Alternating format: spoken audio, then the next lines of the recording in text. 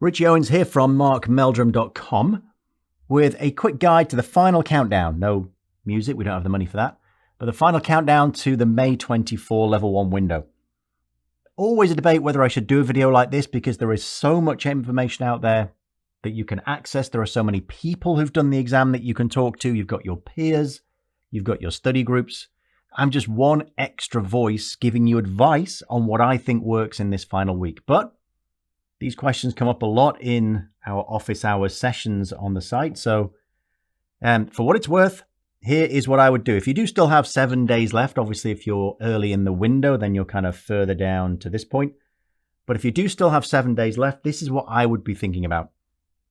And my biggest point I want to make today is this. I would do my last mock 7 days out. I do not want to be doing mock exams in those final 6 days. Mock exams should be tiring. You should be doing a mock exam to time without notes as if it was the real thing. Otherwise, it's not a mock. It's just a practice quiz. So this should be tiring. You don't want to tire yourself out by doing mock after mock after mock in the run-up to your real exam.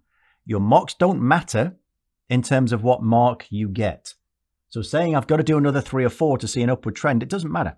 It's what you get out of it. This is the absolute key for your mock exam. And if you're doing mocks here and here, you don't have time to do a sensible debrief. So I'd do my final mock 7 days. And again, other people will tell you different things.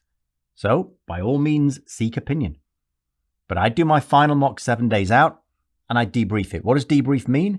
It means obviously find your questions that you got wrong, but also find the questions you got right incorrectly, as well as those that you got wrong. These are the ones that people often miss out. And these are the ones that can often give you your marginal areas, the areas you want to go and start to polish up. Quite often, you'll look at a definition, you'll get it wrong in 2 ways, and you'll have offsetting errors and you'll get it right. It's just something that's not quite right in your head. Maybe you're mixing up modified duration and effective. Maybe you're getting the duration gap the wrong way around with the horizon and Macaulay duration, and so on. Just little things like that. And if you get a couple of those things wrong in one question, they can often cancel out and you get it right. So look at all of these questions, and what it should kick out for you is 3 or 4 areas that you can go and study for the next couple of days. And as I say, polish up. You don't want to be looking for those areas that you just plainly don't know. You didn't get time to study. They're gone. If you try and cram in all of those areas, I've not looked at X, Y, Z, whatever it is. I don't want to put ideas in your head on what not to look at. But if you've not looked at different areas, don't try and cram them in the last few days. Again, you are just going to stress yourself and tire yourself out. So give yourself a realistic schedule. Think about how much better your work day is when you have realistic goals that you can achieve, rather than I've got these 38 million things to do today and I know I'm not going to finish and I'm going to be working the weekend. It happens, obviously. But the problem is you can't shift your exam. So you have to be more realistic. This is what I'm going to get done, and hopefully it will give me an edge to get through the exam. Remember, you don't need 100%. So 3 or 4 areas, this is what we're looking for. And then a lot of people, when they identify those areas, think, oh, there's only 4 days to go. I've got to jump straight to this. I've got to start hammering questions. Not necessarily. If you're still getting things conceptually wrong, mixing up your definitions of duration, mixing up your definitions of prepayment risk versus extension risk versus contraction risk and so on, go back to the source material, whatever that is. It may well be the videos on the site. So you go back to the markmeldrum.com videos and you just pick the section you need and you walk through the examples with the video. Maybe you go back to the CFA curriculum and you walk through the blue box examples online and it'll start to click. Maybe you've never been back to those source examples. Once you've done that for a couple of days on these 3 or 4 areas, then you're ready to attack questions and you should see that you're now better. Obviously, you can source these questions from wherever you usually get them, the CFAI bank, the mm.com bank, and so on. And now you'll start to see, oh, I'm actually better at these areas. And it might only be 3 or 4. But if it's 3 or 4 areas with 5 or 6 little different things in there, that might be 7 or 8 marks on the day, which could absolutely make the difference. I would try and get to the end of that with a couple of days left. With a couple of days left, start to load the memory banks. The curriculum should focus on the A of CFA, but at level 1, we all know there is just some straight up knowledge. Things like GIPS. You've got different types of coupon on bonds. You've got different types of asset-backed. I'm on a fixed income tip today for some reason. Different types of asset-backed securities.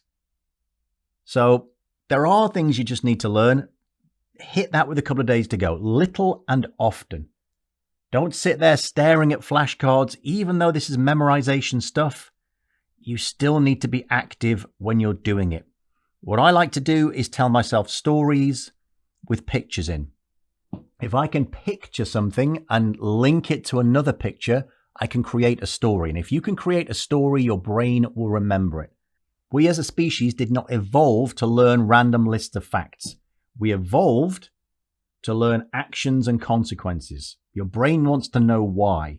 It wants a story. It wants one thing to lead to another.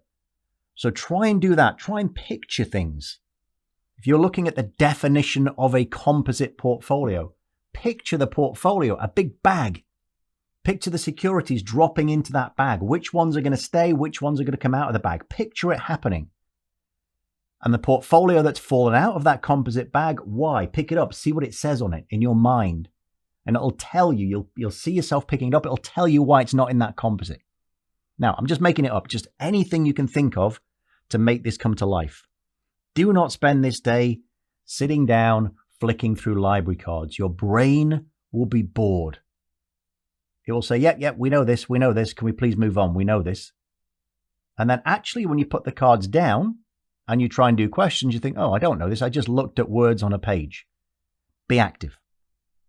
On the final day, I know the standard advice is don't do anything on the last day, rest up and so on. I'm just always too tense and too nervous to be doing nothing, but not much. Not much. What I would do on that final day is get up early to give yourself a shot at getting to bed early and being bright and awake the next day. But apart from that, if there are some memory lists you're still kind of struggling with, try and hit that. But just go through your admin. I know you've heard this kind of thing since you were a child and you were going to school. Have you got everything and so on? But just mentally walk through everything that's going to happen on your way to the exam and everything you have to have with you at the exam center. Picture how you're getting there, how you're going to walk in, and so on. Sounds obvious, but if you know exactly how it's going to work and you've got everything ready to go, it just takes that stress out of the morning, minimizes the chance of any big issues you will have. So as I say, whether or not you need this video, I don't know. There are so many different sources out there, so many bits of advice, and this may not work for you. You may want to go in a different direction. But that's my advice. Be realistic in this last week. Don't think you are going to solve the entire curriculum and go from, X amount of knowledge to 100% and being the third person ever to get 100% in the exam. Very, very unlikely to happen. Be realistic. In this last week, what you can do is pick up 3 or 4 marginal areas, polish those up, get these listy type things into your head in the last couple of days, and then make sure on that last day you have everything prepped, everything ready to go, so stress on the day is minimized. I am not going to finish by saying good luck because that suggests lack of preparation. I will just say I hope it goes well. If you've prepped enough, it should.